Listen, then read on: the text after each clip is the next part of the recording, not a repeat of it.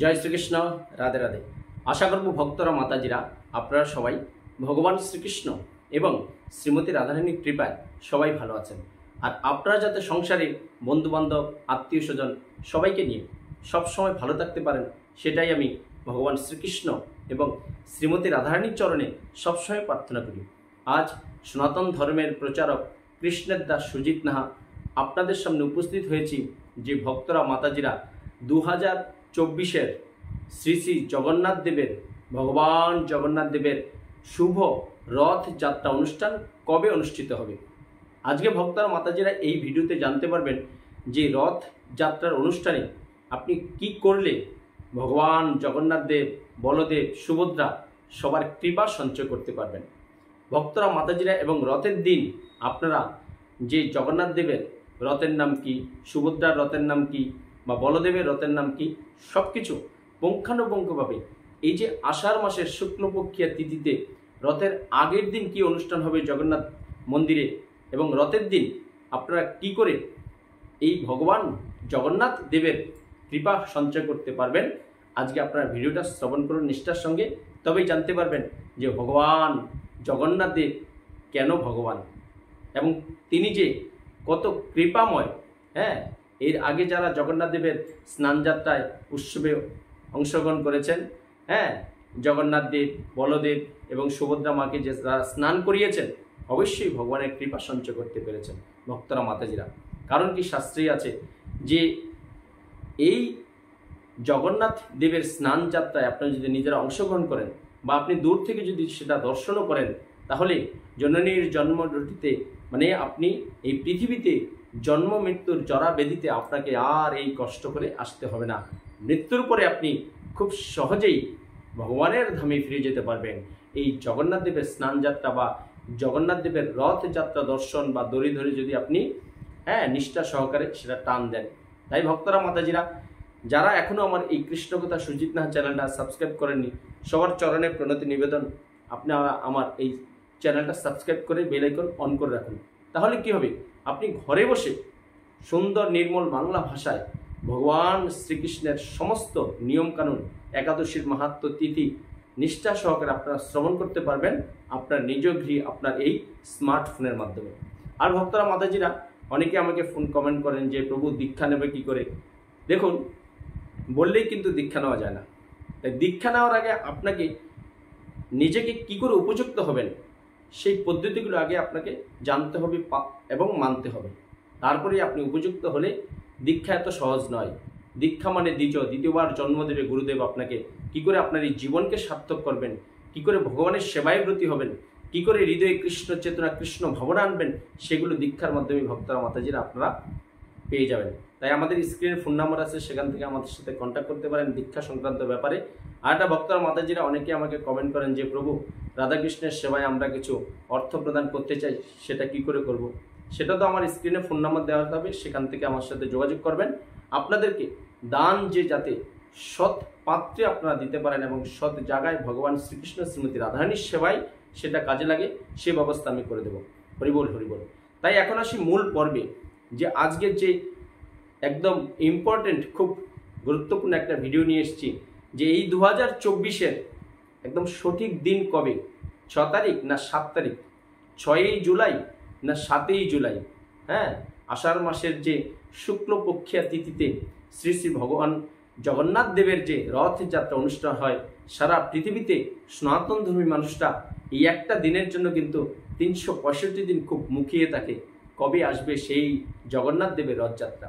তাই আপনারা এখন শ্রবণ করুন যে এই 2024 যেটা শাস্ত্র সঠিক সিদ্ধান্ত হয়েছে যে 7ই জুলাই রবিবার এই সারা পৃথিবীতে একই দিনে রথযাত্রা অনুষ্ঠিত হবে।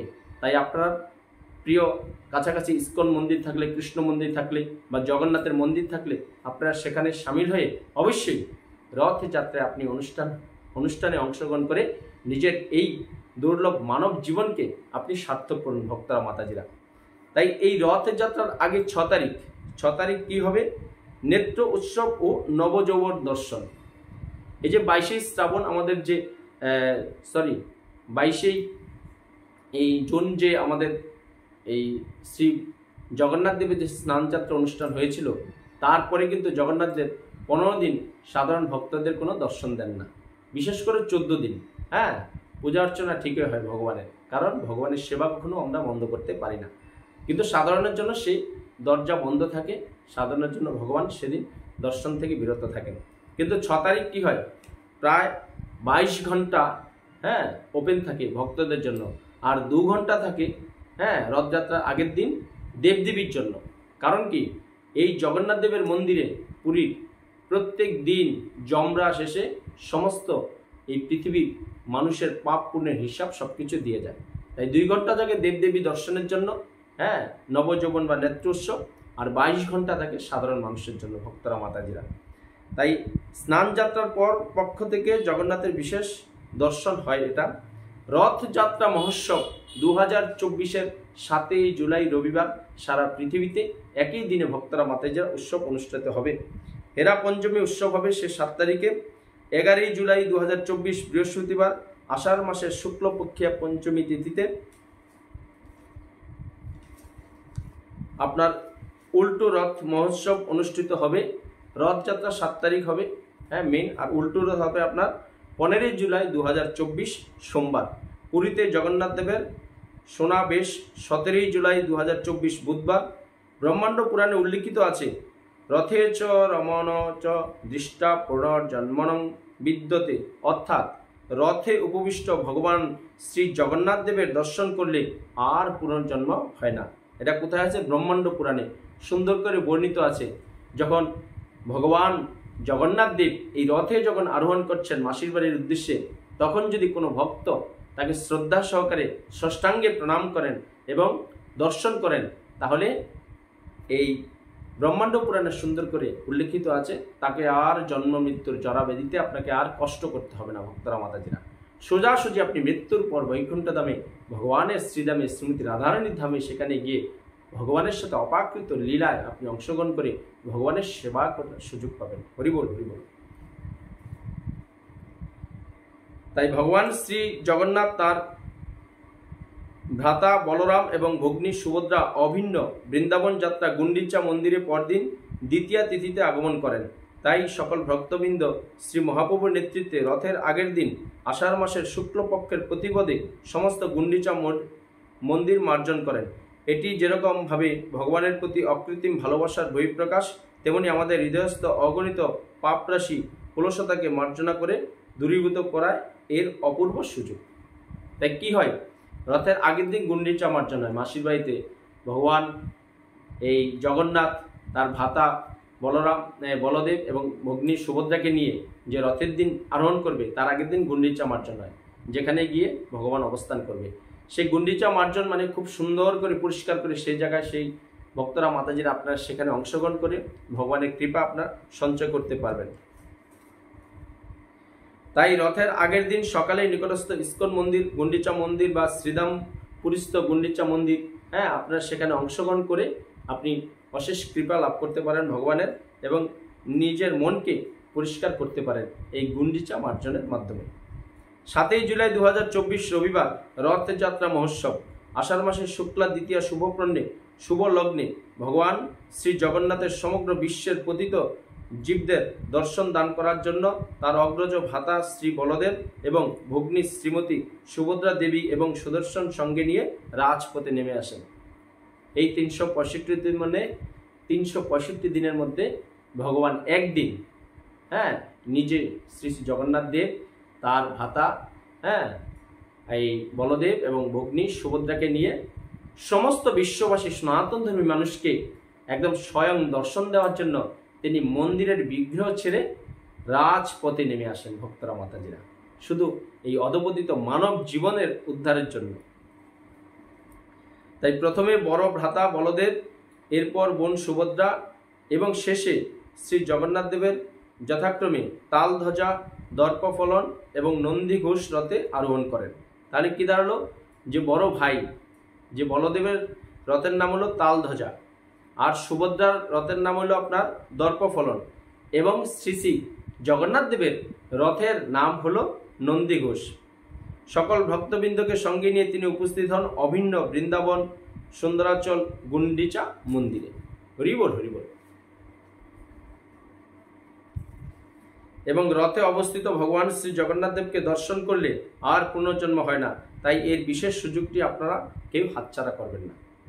দেখুন, আমরা সংসার জীবনে কত দুঃখ কষ্ট জ্বালা যন্ত্রণার মধ্যে বসবাস করছি, তাই এই বছরে একটি সুযোগ যে ভগবান জগন্নাথ দেব তার ভাই এবং ভগ্নীকে নিয়ে যখন রাজপথে নেমে এসছেন, তখন যদি আপনারা দর্শন করেন তাহলে আপনাকে আর এই পৃথিবীতে জন্ম মৃত্যুর হাত থেকে আপনি খুব সহজেই অচিরে রেহাই পাবেন। এই সুবর্ণ সুযোগটা ভক্তরা মাতাজির আপনারা কেউ হাতছাড়া করবেন না। 7 জুলাই 2024 জগন্নাথের রথযাত্রা মহোৎসবে অংশগ্রহণ করুন। শ্রীক্ষেত্র পুরীধাম বা আপনার নিকটস্থ ইস্কন মন্দিরে সংযুক্ত হয়ে ভগবানের অশেষ কৃপা আপনারা লাভ করতে পারবেন। আমাদের দেখবেন উড়িষ্যার রাজ্যে জগন্নাথ দেব যে পুরীতে মন্দির আছে জগন্নাথ দেবের, সেখানে আপনারা অংশগ্রহণ করতে পারেন। বা আপনার বাড়ির আশেপাশে যদি international society for Krishna conscious, যেটা এসি ভক্তি বেদান্ত স্বামী প্রভুপাদ তৈরি করে গেছেন, আন্তর্জাতিক কৃষ্ণ ভাবনামৃত সংস্থা মানে ইসকন, সেখানেও আপনারা রথযাত্রা কিন্তু বিশেষ অনুষ্ঠান হয়, আপনারা সেই অনুষ্ঠানেও অংশগ্রহণ করতে পারেন। 15 জুলাই 2024 সোমবার উল্টো রথযাত্রা মহোৎসব গুন্ডিচা মন্দিরের মহানন্দে 8 দিন অবস্থান করে ভগবান শ্রী জগন্নাথ, বলদেব এবং বোন সুভদ্রা মহারানী পুনরায় রথে আরোহণ করে রওনা হন অভিন্ন দ্বারকা নীলাচল অর্থাৎ স্বীয় জগন্নাথ মন্দিরে। জগন্নাথের এই উল্টো রথ বা ফিরারথ যাত্রায় অংশগ্রহণ করে মানব জীবনকে আপনি সার্থক করুন। ভগবান 7 তারিখ যে রথে আরোহণ করে গুন্ডিচা মন্দিরে আসবে, সেখান থেকে 8 দিন থেকে 15 জুলাই সোমবার আবার তার নিজের স্থানে ফিরে যাবে ভক্তরা মাতাজিরা। তাই আপনারা যেমন 7 তারিখ ভগবান জগন্নাথ এবং বলদেব সুভদ্রাকে দর্শন করবেন, উল্টো রথেও আবার 15 তারিখ সোমবার 2024 আপনারা সেখানেও সেই জগন্নাথকে এই রথযাত্রা অংশগ্রহণ করে আপনার জীবনকে সার্থক করুন। তাই মনে রাখবেন, জুতা পায়ে দিয়ে রথের দড়ি কেউ টান দেওয়া অপরাধ, তাই জুতো বাড়িতে রেখেই রথযাত্রা মহোৎসবে অংশগ্রহণ করবেন।